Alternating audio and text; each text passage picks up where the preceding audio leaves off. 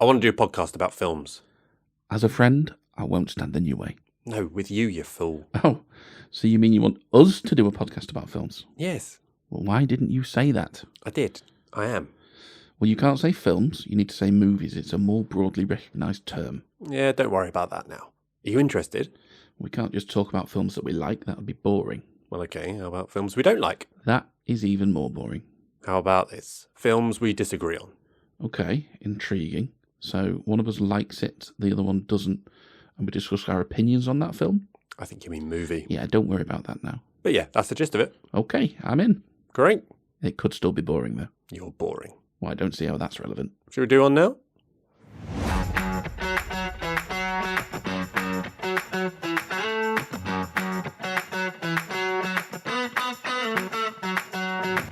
Hello and welcome to Movie the Needle.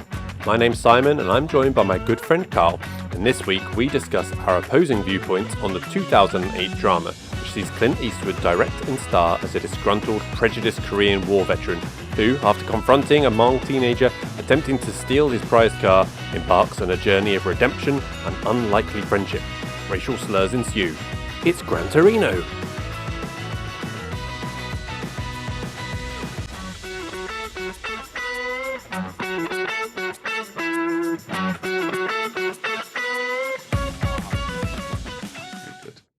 I was going to say we need to be uninteresting now. Oh, right. So that we don't lose anything. Right, let me get into my uninteresting mode. Oh, right, I'm there. Yeah. They're all there, aren't they, the jokes, yeah. Anyway. Hello, Carl, how you doing? Well, no, because we'd have already been talking. The point is you don't need to do that. Okay, right. Sorry, I'm just getting used to this. Yeah. I don't like it. It's like I like being host, Simon. It's Yeah, well, you're still a host. okay, just not cheesy. It's things. like we've already done the hello. We just don't need a hard hello. No, nobody needs to hear you saying hello. No one. Well, you've already said it in the intro bit. This is just your hello to me. I think it's a given that we're off and, you know. Cool, right. So we're going. Oh, for fuck's sake. Yeah, we're going. I don't know how to start out then. We watched any films this week? Oh, Simon? right, yeah, I thought okay. you were the fucking host. I know, well, I have, but first, more importantly, coffee shop update. Oh, Ted's. Yes, they have a coffee machine in there now. Yes, I feel saw like that it's when I getting walked close. past. Yeah. It's getting close. I mean, it's still a shit tip, and it doesn't look like them Slow progress. rushing towards it. But there are mugs. There is a coffee machine. So, I mean, I'm tempted to break in and just give it a go. A friend of mine said that he thinks there might be a bit more to that than coffee. Possibly they might even be getting a license. Oh, It's kind of exciting, isn't it? that would be very exciting. Although, do you know you can get a beer at our usual haunt? Can you? Oh, they've got a fridge. Yeah, actually, yeah, I have noticed. Only by that the before. bottle. But What time do they open? Till? I don't Is this know. just for daytime drinking? I have no I'm idea. not judging. I mean, that's fine. No idea. But I was in there cheating on you. And Did you at least get person I the was card stamped so I can take advantage of the free I coffee? think I did, Well, yeah. that's all right. I'll I'll allow it. And as long as you didn't use the free coffee person I with got a toasty, so got a menu. On the menu, there's beer. and selection. I can't remember now. But not anything It was an interesting. ale, yeah. Ooh, okay. Maybe proper job, maybe? I don't know. Proper job, really. It's a bit on trend for what we've just recently had. Oh, the assimilation. Yeah. Proper ale. Proper whatever it was. ale, yeah. Yeah. Anyway, films. You seen anything this week? I don't. I've seen one film for sure this week, and then I was catching up on my logging, and I don't know if we've discussed this one yet. So exactly when I saw it, but I watched The Treasure of the Sierra Madre. Oh, I did see you had seen that, and yes, you liked it. It's very good. Yeah. Um, Tell me about it, because I forget the year. It's not just old. massively familiar with it. It's old, yeah. So I've recently watched Casablanca, which I quite enjoyed, and then you fall into if you look for films like that. I don't know that you get suggested many films that are actually like Casablanca, but you get suggested a lot of Humphrey Bogart films. People who liked this also liked. Yeah, and Treasure of the Sierra Madre was one of those, and I thought it was very, very good. You know, just on that thing, I have thought it would be a good exercise to only watch. So you start with a film, and then you only watch a film that some algorithm suggests you like based on watching that film, and then you just only see how watch, deep you go. and then you only watch a film based on that film, and you keep on going to see where you end up. Why does everything end up at Nymphomaniac, for fuck's sake? Exactly, Emmanuel in space again. Yeah. She go to space. She could do. Yeah, don't see why not. She's been everywhere else. Hey! Yeah, no, so that was very good. I would, I don't know what your appetite, I know you'll watch anything, won't you? And if it makes you seem more sophisticated, you're all over that, aren't you? With your, yeah, sure. Your anime and your Bollywood. And you know it. So this one's I'm trying to be well-rounded. No, yeah, I've got limits. No, black and white's good. Yeah, so I'd recommend that. That was very good. And then the only other thing I watched this week was Unforgiven, the 1992. Oh, good. We can have a little chat about that. And I watched that after I watched today's film. Yeah, same. Because, reasons which we will go into. Okay. Well, I also watched Unforgiven because it was a little bit of a hole when I was thinking about other Clint films I'd seen. I hadn't seen it before. It was been one of those that's been on the list for ages, and for whatever reason, I have a habit of doing this where I just don't watch it rather than just watching it. There's a lot of films out there. There is a lot of films out there. But yeah, I mean, I liked it. I didn't love it. I'm not a huge fan of westerns generally, I would say, but I liked it too. It was good. I already knew I liked it. I watched it because I knew we'd have to do something in relation to top threes with Clint. I thought, I better rewatch it and check if I still like it. So. Yeah, I thought Hackman's very good.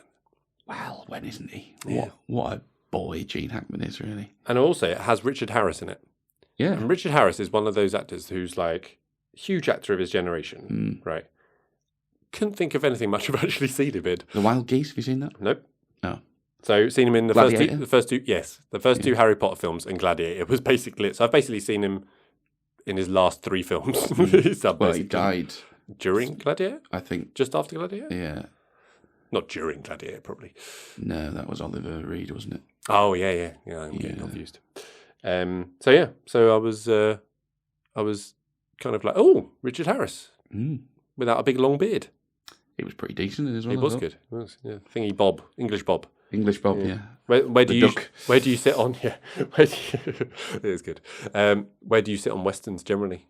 You seem like you would be a western fan. No, not really. No, but more the old war films, less the old westerns. I'm trying to remember what my dad's stance on westerns is because that would dictate my exposure to these things.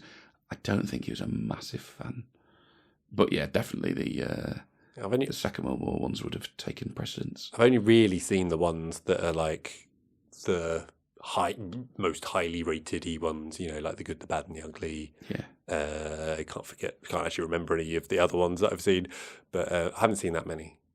But I'm a bit like, yeah, they're okay. I don't honestly think I've seen loads and loads. Probably more than I remember right now. But no, it's not like the space thing where I have an aversion to westerns. Right. Or I should say, you have an aversion to space. I have an aversion to films in space. It's just more. It's not a particular area of interest. But that doesn't set me up to feel one way or the other about it. To be honest, we've got a potential top three settings for films coming up here because you'd be like submarines 1, yes, tanks 2, yeah, planes. I think before tanks. Yeah. Yeah, there we go. Maybe we should do something like that. Future one, right? Yeah. And I can tell you, there's a clear number 1, and there's a very closely followed number 2, and it's none of those. No, interesting. You could work them out, I'm sure. Well, if I could be asked, true. But we'll deal with that when we come to it. Yeah, the other thing I watched this week was $1 Million Baby, which was a rewatch. Mm-hmm. Again, another Clint one for purposes of this film, and also I watched it immediately after I watched Unforgiven. So I started watching. I was just like, I was just yearning for that film. I love it so much. That film. What $1 Million Baby? Okay, it's one of my favourites. When you say one of your favourites, all I can think about is Pop Out League of Gentlemen. It's one of my favourites. I'm not familiar with the League of Gentlemen. I've never really watched it. Sorry, that line. No, that hits deep. If you know, I'll look it up after. Yeah, if you know. I'll add that to the list. And what else have you been seeing? Nothing. And I had something I wanted to talk about around ratings. Oh, okay. Which, kind of following on from like more general film discussion. Mm-hmm. I thought, this would be quite good. And I was thinking about ratings because I've just edited the Departed podcast that we did. And I was thinking about how that sort of ties into this one, and how I feel about the film. And I'm looking at my notes now, and I'm fucking boring myself. So we won't be going into all of that. Thank you very much. So I interestingly... But I do want to touch on one thing. But okay, you just you were going to jump in there. Well, no, just I don't know. It probably isn't related, but it just I was looking at Letterboxd as I do for the end, but later in the last section, the data section, where we look at what the general ratings are from the different places, right?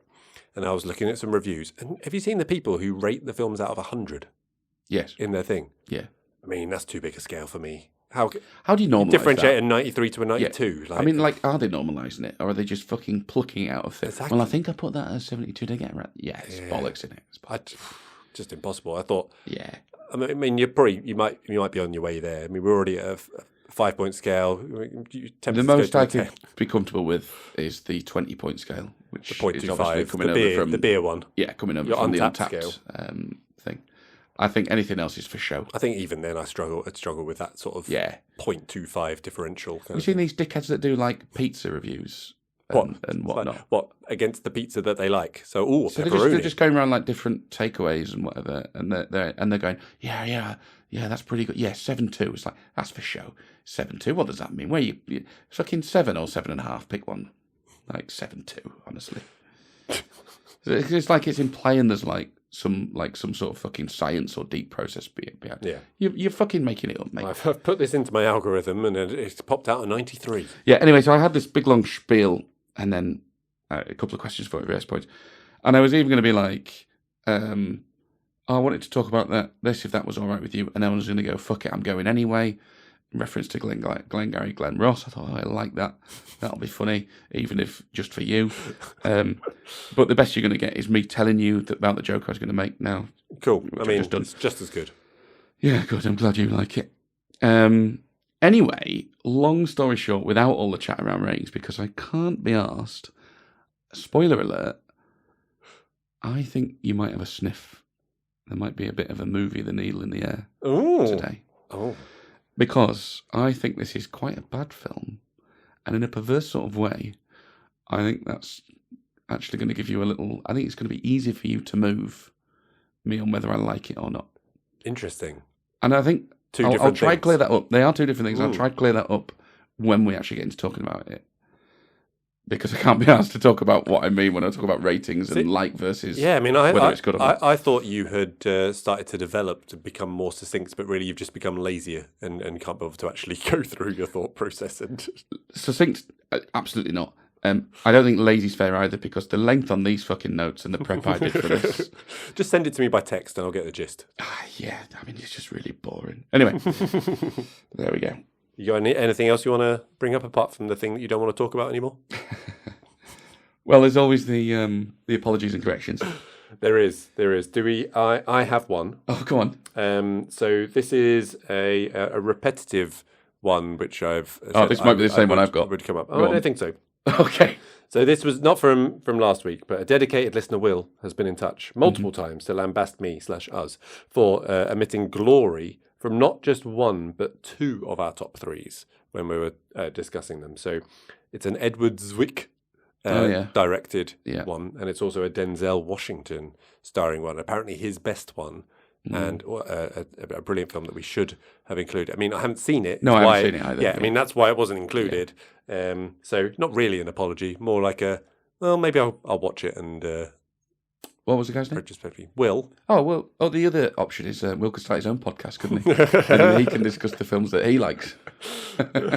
Anyway, might be a gap we want to fill. No, seriously, I absolutely don't want to alienate any of our listeners, because even alienating one will be such a high percentage of them. Exactly, yeah. So thank you very much for your feedback, Will. Decimated. Actually decimated. Actually decimated. Yeah, literally decimated. Yeah. Not what everybody thinks decimated means. No. Decimated actually means. Decimated. So yeah. What's your apology? Well, I've got one, which I think we should probably apologise to the Irish again.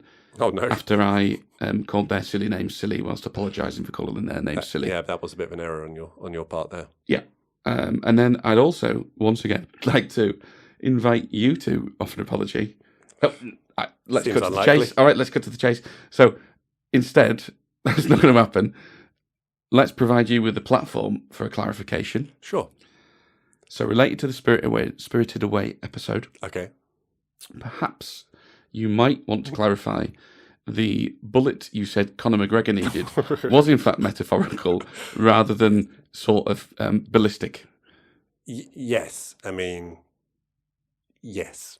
Yes, good. I do not encourage anyone to kill anyone. Well, I Even think you said even way Conor too much McGregor. there. I think it's metaphorical. Yes. With a metaphorical bullet. Sure. He needs to be put out of his acting misery, Yes. metaphorically speaking. Exactly. Thank you very much. Good clarification.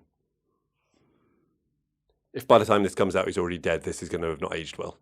Oh, I thought you were going to go with he's already sued us, but yeah. He's already quite possibly. Beer time, Carl. Okay. I've taken a guess of what it might be. Well, there were two beers in the There film. were two beers in it, both available beers as well, I would say. Interesting. Or do you not think? Well, what were the two beers that you spotted? Well, I thought I saw Blue Ribbon. PBR, yeah, past Blue Ribbon. And Tsingtao. Yeah, Tsingtao. Tell me where you're getting PBR. I'm sure I've seen that.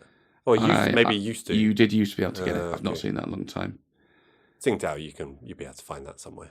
Not as freely available as you think. In a restaurant? Well, yeah, that would be the thing. So, I've tried to match the beer to the film. Okay.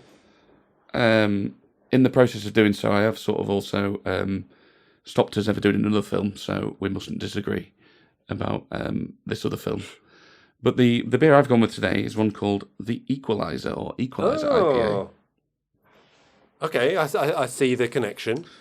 From the excellent Tiny Rebel Brewery. It is. I like this beer as well. Oh, you've had it before? This is quite a frequent fridge filler for me. So Equalizer, obviously, obvious parallels with Walt Kowalski's mission. But for good measure, I've also got us a bottle of SiMTN to share. There we go. Where did you get it from? I mean, other shops are available. But... Marx's in the end for SiMTN. I couldn't see it anywhere else. Get you. Good stuff. All right. Let me just grab the glasses. We can have the pouring sounds, as that's what people listening for. Oh, yes. Oh. Just some weird fetish of someone going, yeah, that's it. Oh. I told you it's that ASMR nonsense. nonsense. Spill some on you. Go on. I mean, it just sounds like you're going for a piss. It does. Okay, so just as a reminder, we are talking about Gran Torino, in case you forgot after the half an hour spiel of absolutely nothing.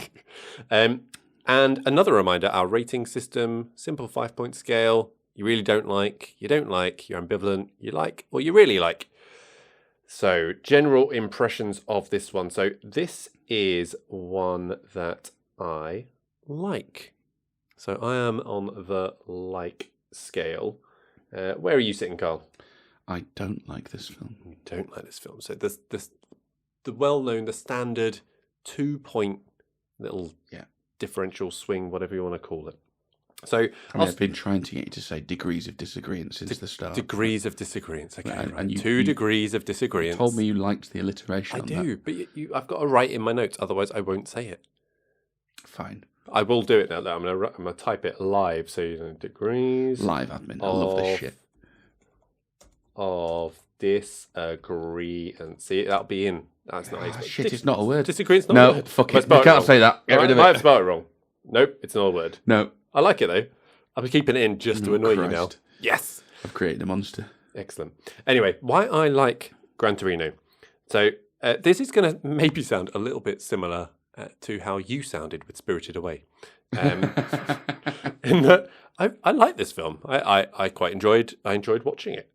I enjoyed it on first watch. I enjoyed it on rewatch. I still like it. I do have some criticisms of this film, which we will get to as we progress through the various sections. But to me, why I like this film comes down to a relatively simple thing, which is that the story itself is relatively simple. It's pretty well executed. It's very competently directed by Clint, and there's enough drama in there. It kept me engaged throughout, and I think Clint's central. Are we saying Clint or are we saying Eastwood? What's he usually go with here? Well, there are two Eastwoods in this film. There are two Eastwoods in this film. I mean, I think fair to say we could still say Eastwood and Clint. I don't know. I'm going to say Clint. It seems a bit too personal, but we'll go for it. But anyway, his central performance, I think, is a lot of fun to witness, and he's just incredibly watchable. Old Clint Eastwood. I don't know. There's something about the very old Clint Eastwood that I really do enjoy. Over to you, Carl. What don't you like? Well, I just think that social media influencers are a lot bigger problem than most people recognise. Sure, cool. And the film? Yeah, the film, right. So, this film is about a very serious subject. And it is one that I find very interesting. So, I'm not just talking about like straight up racism, but like anything that has that sort of examination of prejudices, backgrounds, perspectives, all the rest of it. Mm-hmm. And obviously all those influences. Anything with that sort of social commentary, I am in. Now, for reasons we will discuss, I think it did a very bad job with that. So story-wise, it didn't land for me. Now, I'm not surprised that you liked the story. Because backhanded, you've said or just an insult. No. Listen, take everything as an insult. Okay, yeah. Let's start that way. Fair point. Know that I don't mean most of it. Right. We have live tears. And remember, tears on the podcast. This format is deliberate. We're supposed to disagree. Go on. Why are you not surprised? I'm not surprised you don't like it. I like this. And you just said it because you said it is a very simple. Yeah, I do like it. Okay, right. I just think they did a bad job telling it. I couldn't get into it. Right. We'll talk about that more. I also try to with films be fair and go like, well, okay, look, what happens if you step back and you don't take it quite so seriously? I think that's difficult when you're talking with something that revolves around such serious themes. But let's give it the benefit of the doubt. You know, maybe it's fun, or maybe it's clever, or maybe the dialogue's super sharp. Maybe there's something to get into there. I couldn't find anything I liked in this film on there on any of those counts. I thought honestly it's pretty substandard in its execution. So I couldn't find anything to like in this film. So I said at the start, look, I think it's a very poor film, but I also didn't overtly hate it or wasn't particularly bad. It's not trying. I don't think it's trying hard enough to warrant any sort of real dislike of it, distaste of it. So I think if you have an opportunity to try, well, maybe there's this, maybe there's this. There's an ambivalent in the offing, at least. That's all I'm saying. Let's not get too carried away. Pressure here. Oh no. Let's not get too carried away. I've not even come like half cocked here. This is going to be. I'm going to feel like I'm going to let myself down. Like there's a goal wide open, and I've just taken my eye off it, sliced it.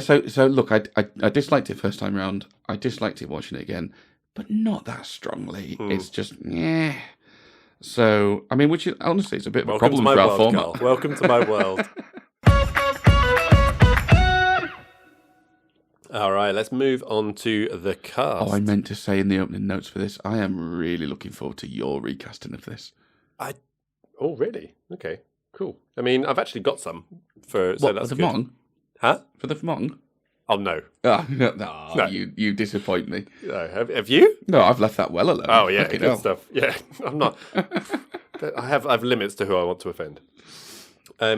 So the cast. Clint Eastwood's in it. Clint Eastwood is in it. Yeah. So he plays Walt. He plays Walt. Well, you spotted him. Yeah. He plays Walt Kowalski. You can pronounce it better than that. Well, we could pronounce it properly. Yeah. Have a V sound in there. Some oh, no. Yeah, well, they're not going to, are they? Yeah. Americans again with their immigrants that then don't just completely bastardize. Just on a side, but so like my NFL, the NFL draft has come in. It is just ripe for all the names where you're like, well, that's not probably how it was when they first. That one's just three names smashed together. So the Eagles, they signed someone called Cooper DeJean, is his surname is pronounced in America. That's brilliant. Yeah. Yeah. It's going to be like DeJean. I mean, at least something along those lines. And come on. But anyway, Kowalski. What's that game where it's all like Dick Hardpeck and Bobson Dugnut? Have you ever seen that? No. Small Sounds game. fun though. Yeah. Sounds exactly like NFL names. They're ahead of the time. Anyway, sorry. Anyway, Clint Eastwood. He is in this. The thing I want to lead with, and this came from as well, rewatching $1 Million Baby as well. Is there a more interesting face just to look at? I'm so glad you said this, because my first note is, how good does he look? Yeah. Like, if I could look like another person, I think it might be Clint Eastwood. Yeah. And you can go young. I'd happily look like 80-year-old Clint Eastwood now. Yeah. I was thinking, get a big close-up shot of his face just on my wall. Just to look at it. You could study those lines and those wrinkles and the thing. Like, you could get bored looking at that face. A more photogenic person, I can't think of them. He's amazing. And just whenever they have a close-up in this one, or in any of his where he's really old Clint, I can't take my eyes off him. Yeah, you like Daddy Clint then? Yeah, that's been a theme as well. Yeah, is it? Yeah. Oh, good. It's going to reveal quite a lot, isn't it? This podcast over the course. Listen, I don't dislike Daddy Clint, like I just said. Yeah. He also has a great growl. Yes, he growls, and he does a lot of growling in this. Yes, he does. I enjoyed the growling. I'm guessing not so much the growling in terms of. I mean, yeah, I can pick up on cues that aren't smacking me around the face, so I could have done without the growling. I'm not going to say that it's not a great growl. It's a great growl. I don't know. It seemed like to fit to the character that he was portraying as well. Well, I've got plenty of notes on that in the production, let me tell you. Right. I do actually personally prefer Eastwood in his younger days when he can, because obviously his latter day persona in just about every film he does is very much disgruntled old man. Curmudgeon-y. Yeah. Younger. He does curmudgeon-y well, though. He does. We've talked about this before on the podcast, where you Definitely. get a character doing the same thing, but they do it really well, like the Paul Giamatti. 100%. You can't do Paul Giamatti better than Paul Giamatti. Yeah, no, completely agree. Old Clint Eastwood. Can't do old Clint Eastwood better than old Clint Eastwood. I agree, but I mean, when he was younger, he actually had, I would say he was he is charismatic anyway, just in a different way, but he was really he was like, we've been talking a lot recently about Leo, right? Yeah. Talk about how Leo just grabs a scene and he's got that, like, not smugness, but it's approaching that sort of thing. I mean, it was smugness when he was younger, but Clint Eastwood had that in absolute spades when he was younger. He would absolutely steal a scene. But I agree. As an old man, he's hard to top.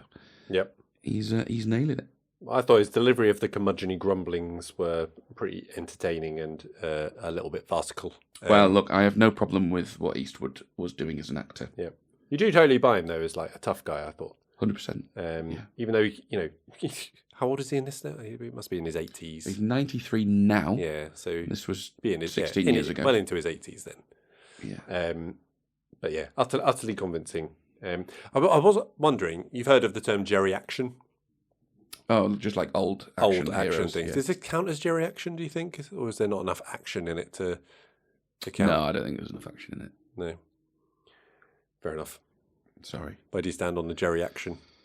Taken. Fast Charlie. Have you seen Fast Charlie yet? No, not seen Fast Charlie. Yeah, Taken, that's a good shout, because he must be 55 when he... Was he only 55? Yeah, I know, right? He's carried on doing the first one, though. But he's also done another few other films of that ilk, hasn't he? He has. The Grey. Yeah, Taken with the Wolves. one, which was good. Yeah. I enjoyed that. Yeah. What was it? Was it Walk Among the Tombstones? Was that him? Yeah, maybe, actually. That was around the same time. Yeah. He's very much revived himself as an action hero, Liam Neeson. Yeah. He definitely doesn't do his own stunts. No. He barely does his own fucking voice. Have you got anything else you want to say on Clint? No. All right, so we move on to B. Vang as Tao. Do you want to lead with him? Do you want to say what you think to B. Vang? So I didn't like this film the first time I watched it. I was in a really good mood when I sat down to watch this. Because, I'll tell you what it was, I couldn't remember why I didn't like it. Right. At what point did you remember? Early. But one of the things I thought, because I've mentioned this before, I find it difficult to do these when I am the detractor. I feel the pressure. Right. But I was excited for this one because I can't remember. I'm just going to sit down and let it wash over me. And it'd be like discovering it for the first time. I might like it. The one thing I did remember was the relationship with Tao, B. Vang's character. Now, I love a child performance. No, I love a child performance. Oh, right. So I was like, if he's as good as I think he might have been, this is going to be great. I'll enjoy that. Fuck me, he's bad. Yeah, I mean, I think particularly at the beginning, I actually agree that it's not great, and some of the line delivery is so stilted and awkward, but not in like an awkward, my character's awkward kind of way. It's just it feels like you're reading this badly off like your hand or something. I'm gonna just jump forward to the production just a snippet. That's fine. To give him a bit of defence. Who needs a structure? Because I did read that Eastwood had cast actual Hmong. Yes. Which obviously is going to limit your pool a lot. Yeah. And I suppose is one of the trade-offs. You're going to have to go with, the best of a limited pool rather than the actual straight-up best actor. So maybe that's a factor here. But sadly, and I mean sadly, he is not very good. No, I mean, I did think his acting when not talking was better. In terms of his... There was a lot of that early on. Yeah. When he's just moping about or being on the other end of Clint's grumblings and insults. Yeah. I think he does better with that. But when he actually has to, particularly when he gets very emotional as well, it's not great, I'll be honest. Didn't love it. Should we move on? Yeah, so what about Sue, played by Arnie Her? Arnie Her, yeah. Now, she was much better. I don't think that's necessarily saying a great deal. No. Because, and again, I'm going to jump forward to the production a little bit. I think the defence of her comes from the dialogue. And I think that although she's got much more about her than B. Vang, she doesn't come across great either. It's just in a slightly different way. Yeah, I actually agree with you on this one. This is not working well. You're supposed to be taking me up. I know, but there is particularly Tao and Sue. There was some real painful line delivery. Again, more early on. Yeah. But I don't know.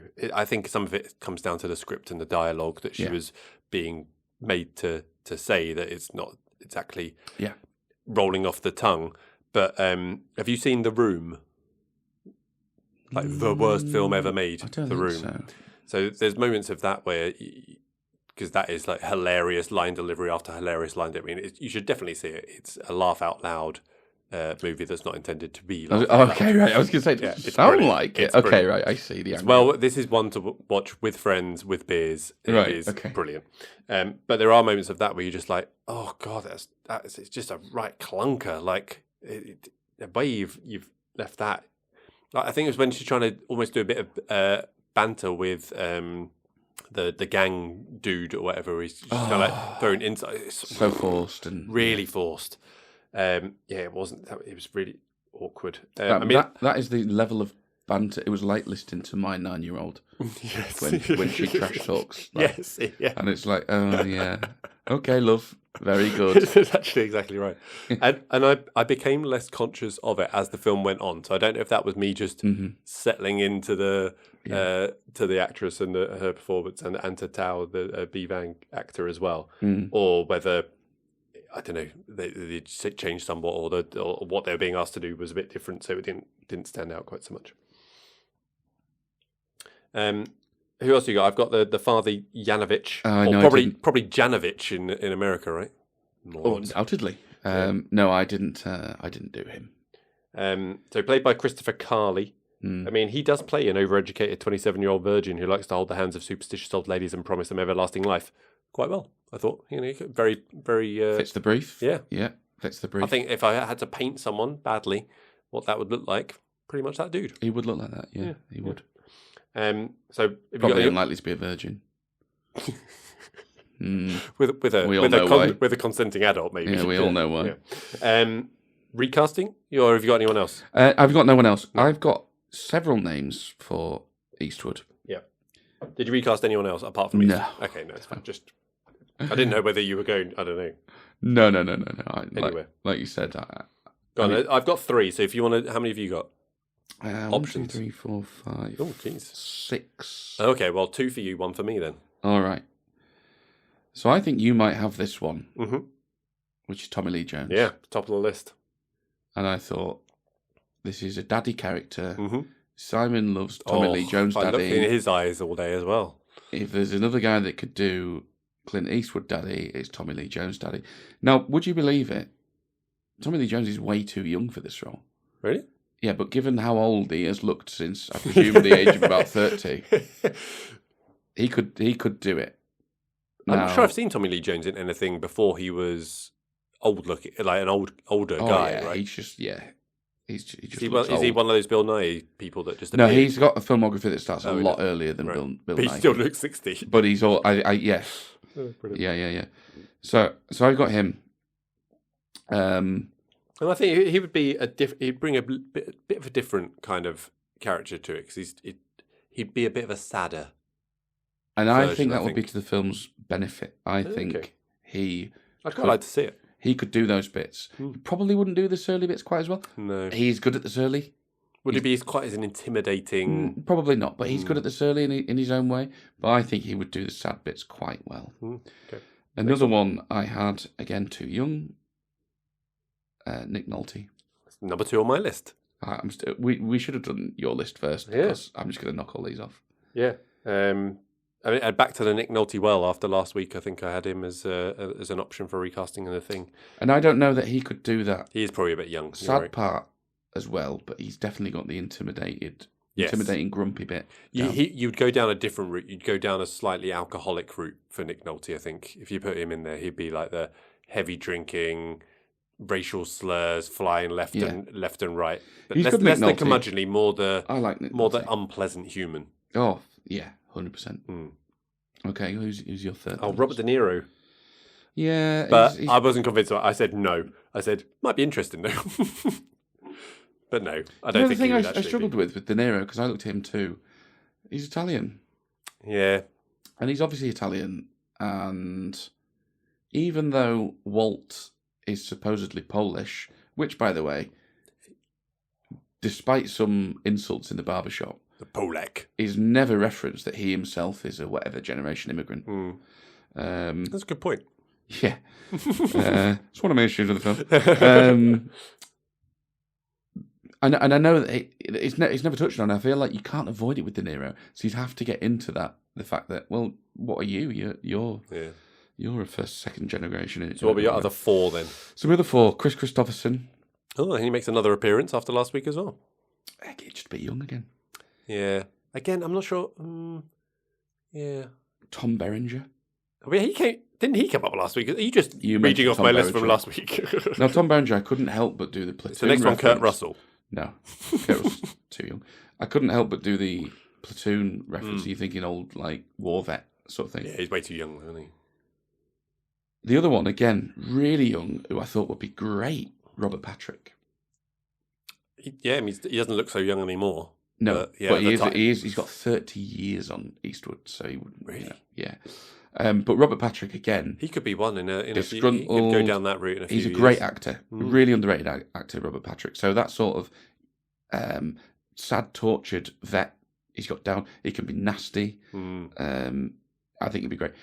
The version of the character I would actually love to see would be played by Emily Blunt. I've got her down as Sue. No, I haven't. That's a joke. The version I would love to see would be Paul Newman. Okay. Now, Paul Newman's played plenty of flawed characters in his time. Isn't he a bit dead? Not this time. All right, okay, if we go back. Okay. He was still alive back then. He's the right age. He's played plenty of flawed characters in his time. He's a great actor, Paul Newman. And I have no problem in seeing him be the racist, nasty. He wouldn't be as physically intimidating. No. But he could sell anything. Yeah. I mean, he's a very and I think you good get the opportunity to round him out a bit more as well, which I think this film's lacking a little bit. So I'd love to see Paul Newman. Yeah, so I want to stick two alternate versions of this. I want to see the Tommy Lee Jones. Yes, of course. And I want to see the Paul Newman. Yeah. 2 different reasons. Yeah. One mainly for wanking. Different films as well. I feel like Tommy Lee Jones would Oh, be much more in the 100%. spirit of this film, and Yeah. I think Paul Newman's going to add a bit more colour to it. I think Good a bit more stuff. depth. Yeah, I like it. Would you pass me Sorry, the opener, please, we're gonna- Simon? Oh, shit. It's all right. Never go anywhere with that one. I mean, this beer is damn good. But anyway, we move on to the production. I'm savouring this beer. Carl's just absolutely destroyed it. Moving on to the You've got Tsingtao. like what, 3 fingers left? They can't see that. let's not destroy the narrative. Right. Production. Right. So you said you had quite a lot on this, right? On the production. Well, I mean, depends how you want to think about that. I've got the same thing over and over. Okay. Standard. So it's hard to argue. Yeah. I mean, I don't know. The positives of the production are, for me, that it's Clint Eastwood knows what he's doing, right? It's a well shot. I think it's well directed. What does that mean? Not really sure. But at any point, there was nothing where I was like, oh, that looks weird. Oh, that looks odd. It always looked like I imagine it would look. It looked like a believable place. Like the sets and everything looked good. I don't know. There was no moments where I was like, oh, that's good, isn't it? Oh, that's amazing. It was just seemed very competent. Just straight down the middle. Well done. It's okay. What have you got in terms of direction? I'm the same. What does a director do? And where do the lines blur with producer? The producer just puts editor, money. But producer's taking care of, a lot of locations and your equipment. They're overseeing set dresses, all that sort of stuff. I think. I don't know. I might be wrong on that one. So who knows? So I can't speak directly to, well, was he good at directing and it was just the fucking screenplay or the script that was awful? My headlines for this, I thought the script was very bad. I can't disagree too much on the quality of the script. Okay. And again, hold that thought, because I'm going to tie it into maybe where a director comes in. I thought the acting was very bad. Now, Clint Eastwood is not a bad actor.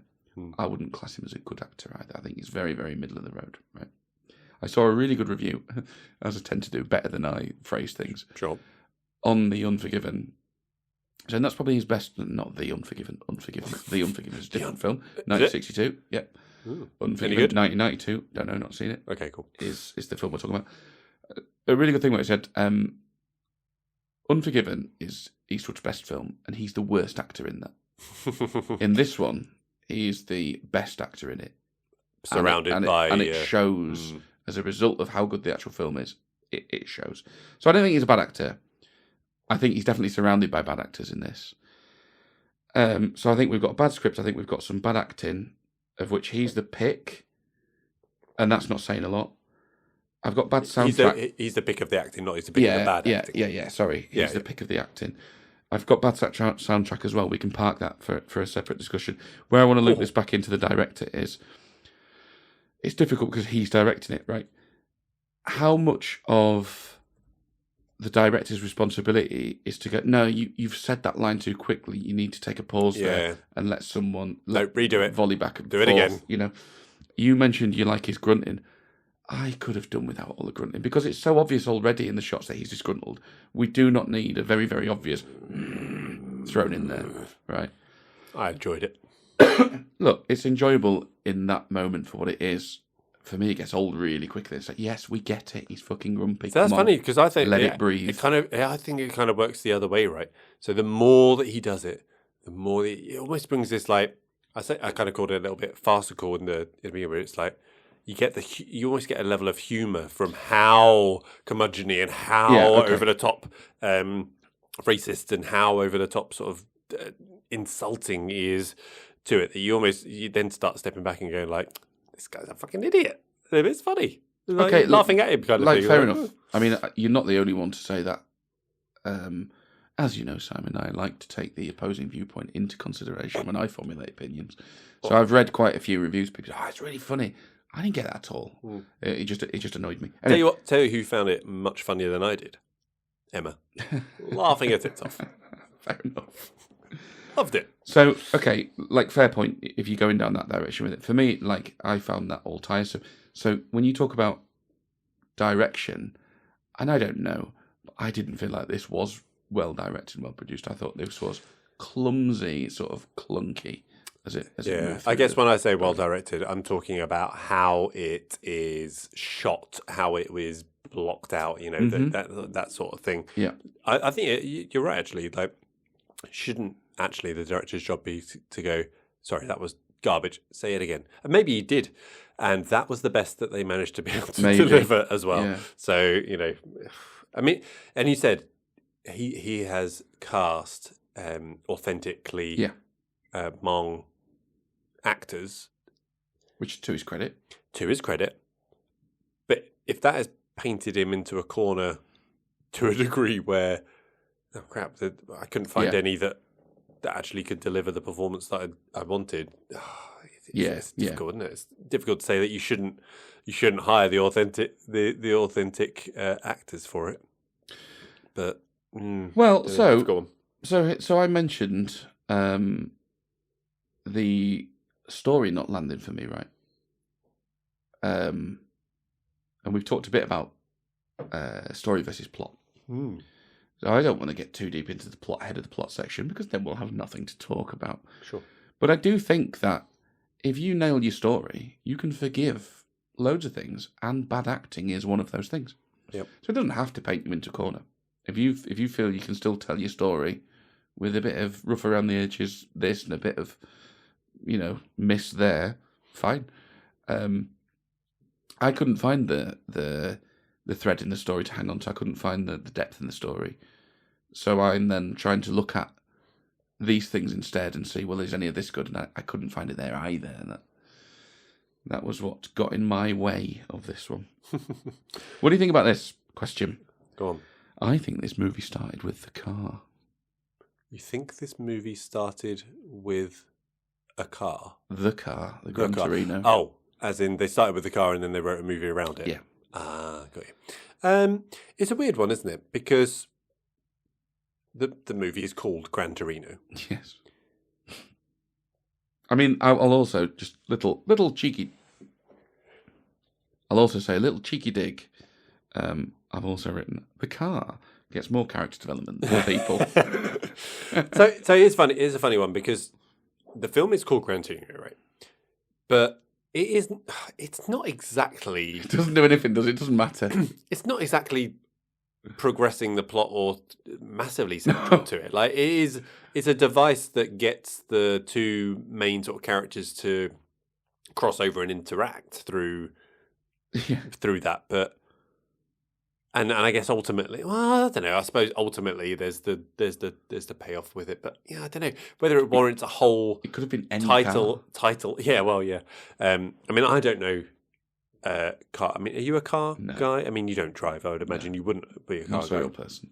I'm also not really a car guy. It's very much a function thing to transport you and your people.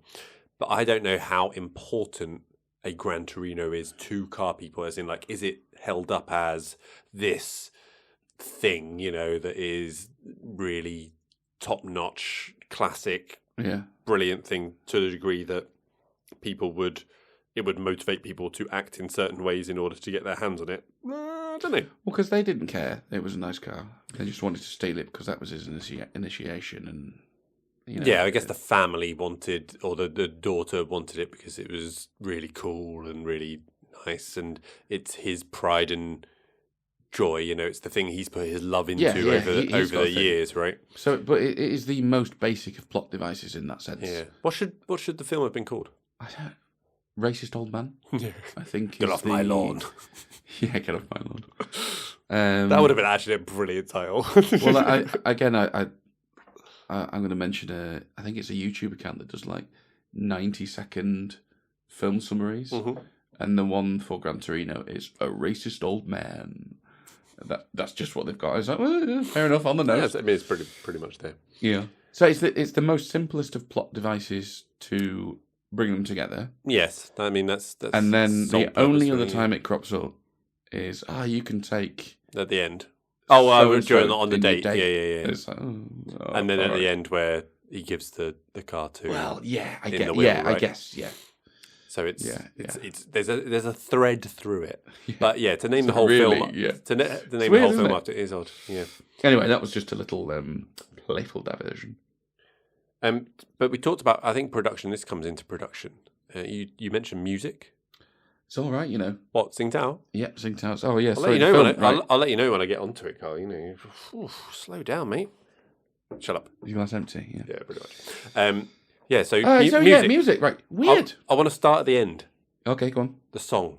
Yeah. The Gran Torino song. What do you make of that then? Shite. It was nominated for an Oscar. Yeah. Well, because halfway through, doesn't it change to Jamie Cullum? Oh, I don't know. Jamie Cullum's playing the piano, and I think he does a ragtime version of it. I have no idea if that's the right term. No. Sounds right, doesn't it? Does he go plinky plonky on the? Yeah. Goes a bit Jools Hollandy. Yeah. You could see him on Hooten, doesn't he? Oh yeah.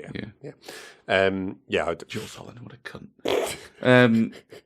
So Jamie Cullum. Who knew we'd go there? Yeah. Oh. It wasn't on the cards, was it? No. Is he listening? Right. More. Yeah. Nah, he would. He'd be like, I've got to mention. Fucking bang that on.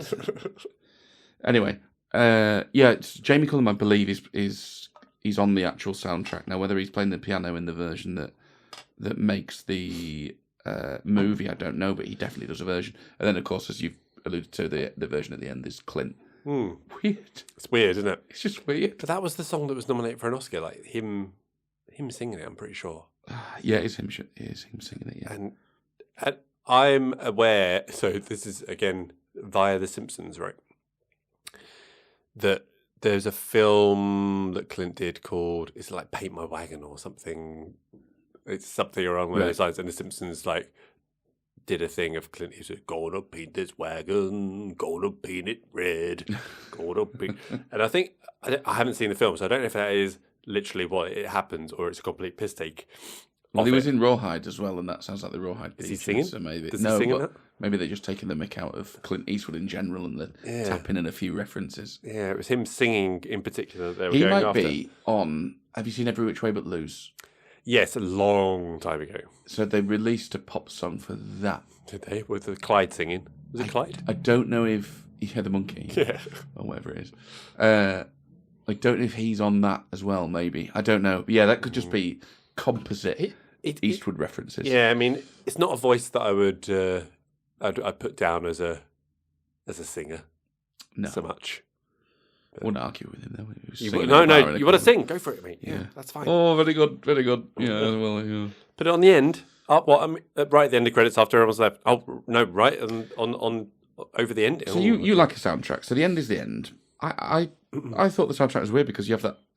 I mean, it's not. I didn't notice it. Well, so there's a similar piece of music, slow, dreary piano. I've described it as when he's fixing up the house. When Tao's fixing up the house, and I was like, this is way out of step. It doesn't match the theme of it. It doesn't at all. It's like, where's this come from?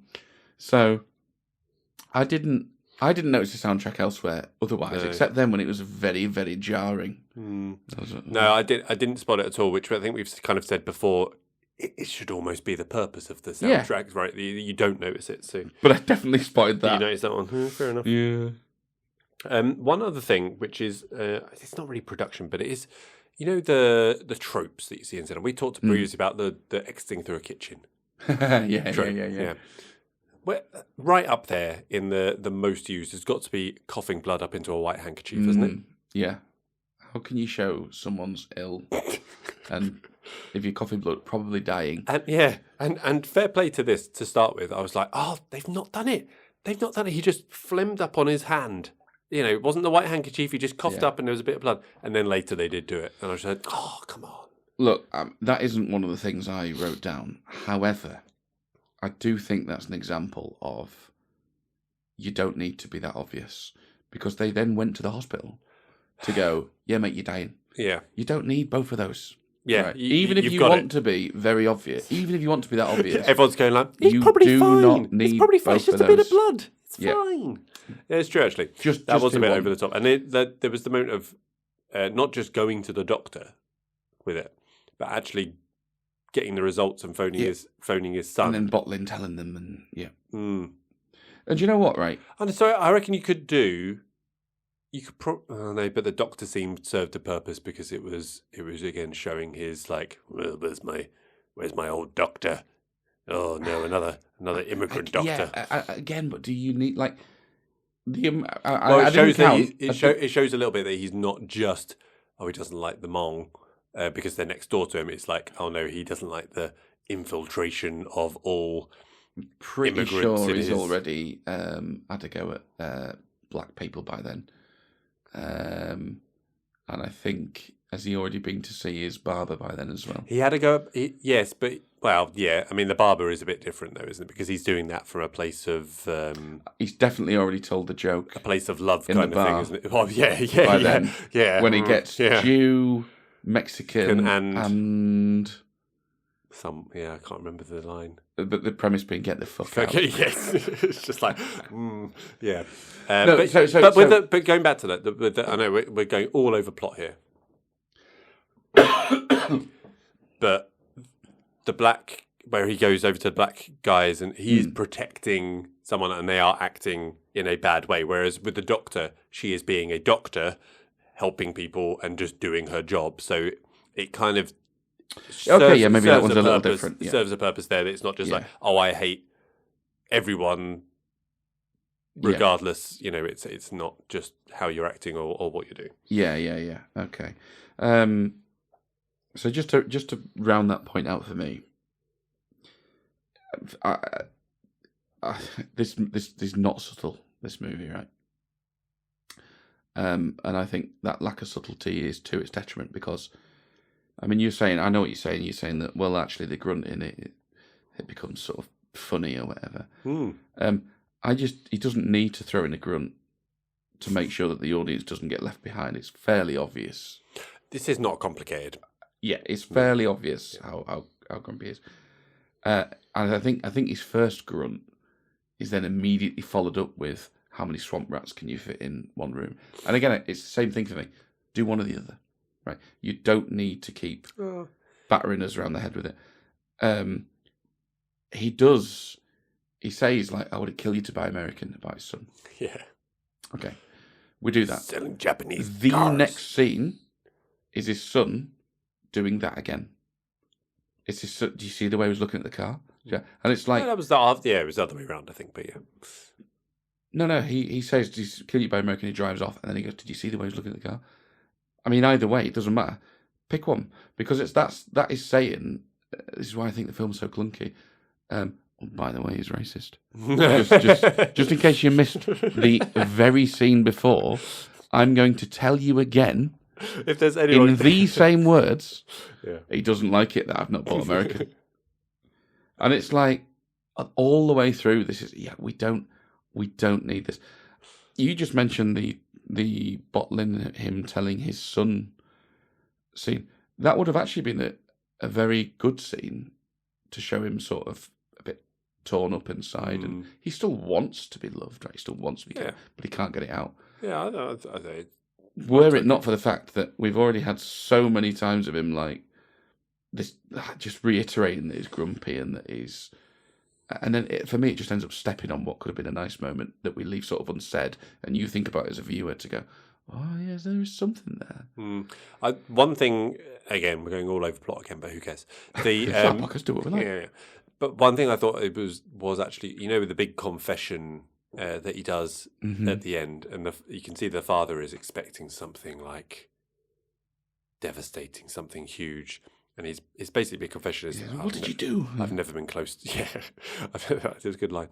I've never been close with my children. And he's like, well, that's it. It's like I've regretted that all my life. Yeah, well, I've been carrying it around all my life. Yeah.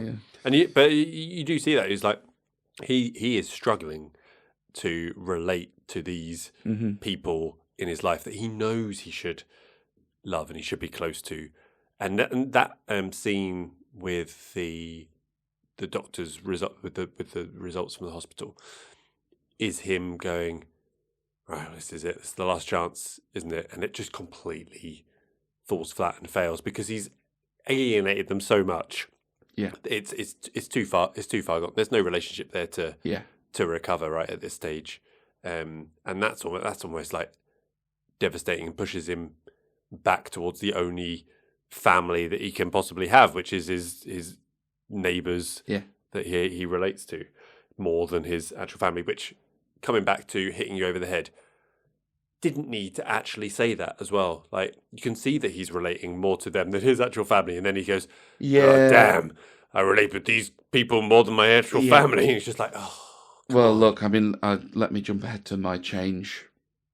Yeah. Because in general, I want it to. I think it's clunky, and I think you need to dial down that hitting you over the head.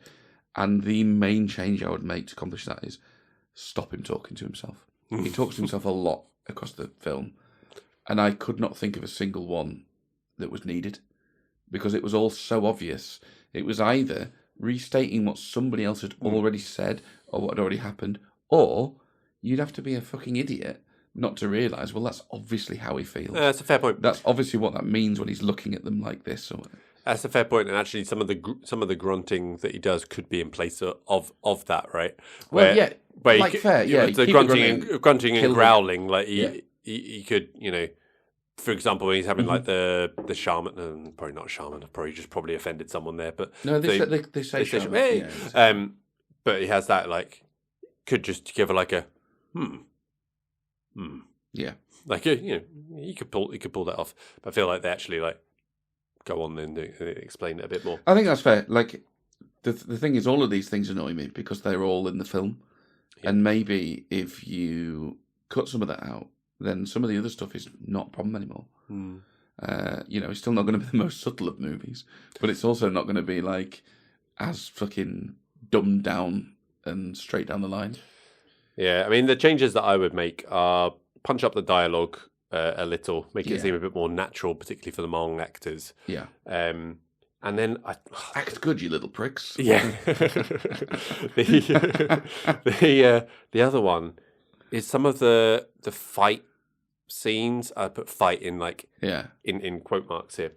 They're pretty laughable and pretty not good. And also when he's smashing up the kitchen, the way that is shot is just like.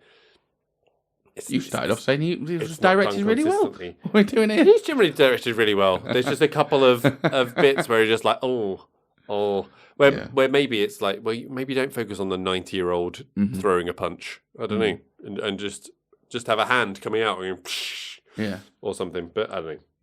So it could have been choreographed a little bit more convincing for that. Generally was well directed. It doesn't mean it's perfect. Yeah. I only like this film, Carl. All right. Listen. I'm not here to judge you.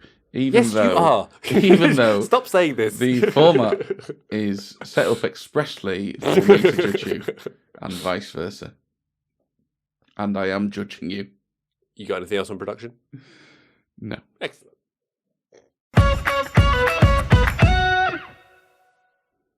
And that is the end of part 1. Tune in later in the week for part 2.